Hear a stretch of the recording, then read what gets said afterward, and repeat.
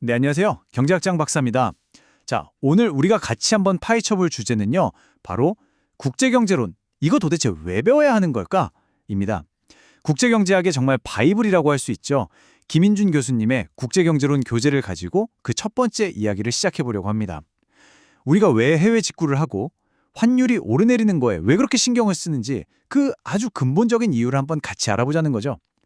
자, 그럼 국제경제라는 이 거대한 세계로 들어가는 천문, 지금부터 저와 함께 활짝 열어보시죠. 국제경제학. 이름만 들으면 뭔가 좀 어렵고 거창하게 느껴지시죠? 근데요, 사실 이거 우리 지갑 사정, 또 우리 식탁이랑 아주 그냥 딱 붙어있는 얘기거든요. 지금 당장 여러분 주변에서 그 증거를 한번 찾아볼까요? 지금 혹시 손에 스마트폰 들고 계신가요? 아침에 커피 한잔 하셨어요? 입고 있는 옷은요? 한번 태그를 슬쩍 보세요.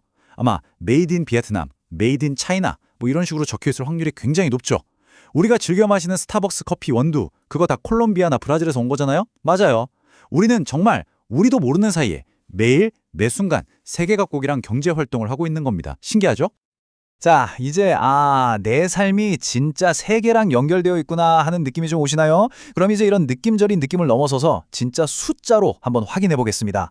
데이터는 거짓말을 안 하잖아요. 그렇죠? 과연 우리 대한민국 경제가 이 세계 경제에 얼마나 깊숙이 발을 담그고 있는지 한번 보시죠. 그러면 이 연결의 깊이, 이걸 어떻게 숫자로 딱 보여줄 수 있을까요? 경제학자들이 쓰는 아주 간단하면서도 강력한 지표가 하나 있습니다. 한 나라의 경제가 얼마나 열려 있는지를 보여주는 거죠. 자, 이 그래프를 한번 보세요. 이게 뭐냐면요. 각 나라가 1년 동안 열심히 일해서 번 총소득, 그러니까 GDP 중에서 얼마만큼을 수출하고 수입하는, 즉 무역으로 채우는지를 보여주는 거예요. 우리가 흔히 무역의존도라고 부르는 바로 그거죠. 이 막대기가 높으면 높을수록 이 나라는 해외 시장 없이는 살기 힘들겠구나, 이렇게 생각하시면 됩니다. 그럼 몇몇 나라들 좀 더 자세히 들여다볼까요? 여기서 특히 우리나라 한국하고요, 싱가포르, 그리고 미국 이 세 나라를 한번 비교해 보세요. 와, 한국이랑 싱가포르 막대 놓기 정말 압도적이지 않나요? 이건 뭐냐면 이 두 나라 경제는 무역이라는 연료가 없으면 엔진이 멈춘다는 뜻이에요. 그런데 반면에 미국을 보세요. 상대적으로 막대가 낮죠? 이건 미국이 워낙 땅도 넓고 사람도 많아서 자기 나라 안에서 사고 파는 것만으로도 경제가 어느 정도 돌아간다는 뜻입니다. 경제 체질 자체가 완전히 다른 거예요. 자, 이렇게 세 나라만 딱 떼어놓고 보니까 차이가 확 느껴지시죠? 싱가포르와 우리나라는 세계 시장에서 무슨 일이 터지면 경제 전체가 막 휘청거릴 수 있는 그런 구조인 거예요. 반면에 미국은 상대적으로 그 충격을 흡수할 힘이 더 강한 거죠. 왜 그런 말 있잖아요. 중국이 기침하면 한국은 독감에 걸린다. 미국은 그냥 재채기 한번 하고 마는 약간 그런 느낌이라고 생각하시면 쉽습니다. 그래서 대한민국의 숫자는 바로 이겁니다. 74%. 이게 무슨 뜻이냐면요. 우리가 100원을 번다고 치면 그중에 무려 74원이 해외랑 물건을 사고 팔아서 번 돈이라는 거예요. 어마어마하죠? 이 숫자 하나가 우리나라 경제가 세계 경제랑 얼마나 끈끈하게 묶여 있는지 말 그대로 한 배를 타고 있다는 걸 정말 확실하게 보여주는 겁니다. 그런데요, 국제 경제가 단순히 물건만 왔다 갔다 하는 걸까요? 아니죠. 훨씬 더 빠르게 그리고 훨씬 더 거대한 규모로 움직이는 게 있습니다. 바로 돈, 즉 자본이죠. 자, 이 그래프를 보시면요. 해외 투자가 우리 경제에서 차지하는 비중을 보여주는데 이 돈의 흐름 역시 국경을 얼마나 활발하게 넘나들고 있는지 한눈에 알 수 있습니다. 아니, 근데 이렇게 세 개가 다 연결되어 있으면 그냥 경제학이라고 하면 되지 왜 굳이 앞에 국제라는 말을 딱 붙여서 따로 배우는 걸까요? 그 이유가 뭘까요? 바로 지도에 그어진 국경이라는 선 하나가 모든 걸 바꿔놓기 때문입니다. 뭐가 어떻게 달라지는지 한번 같이 보시죠. 국내 경제에는요, 비유하자면 한 가족이에요. 같은 돈, 즉 원화를 쓰고요. 같은 규칙, 바로 우리 정부 정책을 따르죠. 서울에서 부산으로 이사 가는 것도 비교적 자유롭잖아요.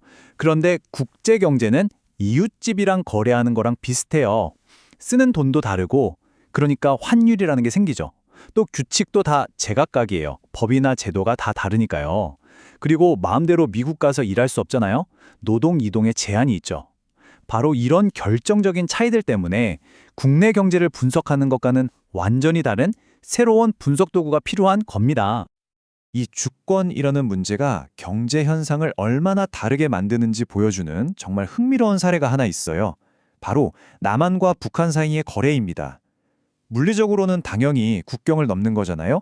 그런데 우리 헌법상 북한은 외국이 아니기 때문에 이 거래를 수출이나 수입이라고 부르지 않아요. 민족 내부 거래라고 하죠. 보세요. 순수한 경제 논리가 아니라 한 국가의 주권과 그 정의가 경제 현상을 어떻게 다르게 해석하게 만드는지 보여주는 정말 놀라운 사례라고 할 수 있습니다. 자, 지금까지 우리는 국제 경제가 대체 뭔지, 그리고 왜 다른지를 살펴봤어요. 그럼 이걸 공부하는 게 우리한테 도대체 어떤 의미가 있을까요? 그럼 뭐 시험 잘 보려고? 물론 그것도 중요하지만요. 그게 전부가 아닙니다. 이건요, 세상을 읽어내는 새로운 힘을 기르는 과정이에요. 앞으로 우리가 배울 모든 복잡해 보이는 이론들은요, 사실 이 두 가지 아주 근본적인 질문에 답을 찾아가는 여정이라고 보시면 됩니다. 첫 번째, 무역을 하면 정말 모두에게 이득이 되는 걸까? 그리고 두 번째, 정부는 이 자유로운 무역에 어디까지 개입해야 하고 또 할 수 있을까? 이 두 가지 질문에 대한 답을 하나씩 찾아가면서 우리는 이 세상이 어떻게 돌아가는지 그 원리를 이해하게 되는 거죠. 솔직히 말씀드리면 앞으로 배울 내용들이 처음에는 좀 낯설고 어렵게 느껴질 수 있어요. 저도 그랬으니까요. 하지만 이건 절대 단순한 암기 과목이 아니라는 걸 꼭 기억해 주세요.